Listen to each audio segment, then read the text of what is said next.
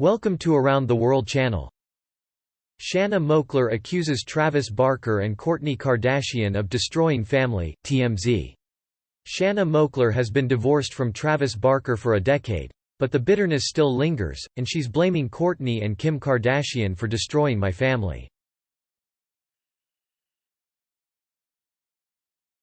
Two dead, 8 injured after argument leads to gunfire in Minneapolis, New York Post.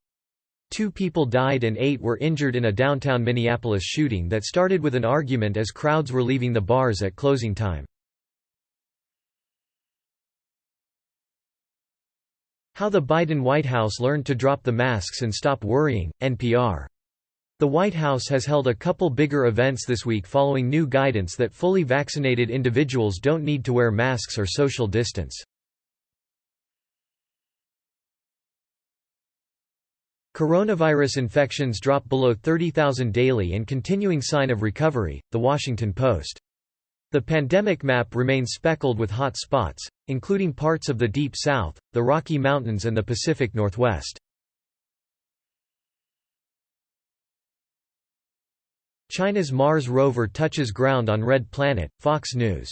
China's first Mars rover has driven down from its landing platform and is now roaming the surface of the Red Planet, China's Space Administration said Saturday. Tim Tebow would join Doug Flutie with record 9-year gap between NFL games, NBC Sports, NFL. In the unlikely event that Tim Tebow actually plays for the Jaguars this season, he'll return to the field 9 years after playing his last NFL game. Patrick Leahy signals he'll run for 9th Senate term, Politico. In an interview, Leahy said he hadn't really thought about running again. He held a fundraiser this week for his re-election and raised more than $300,000 in the first quarter of the year.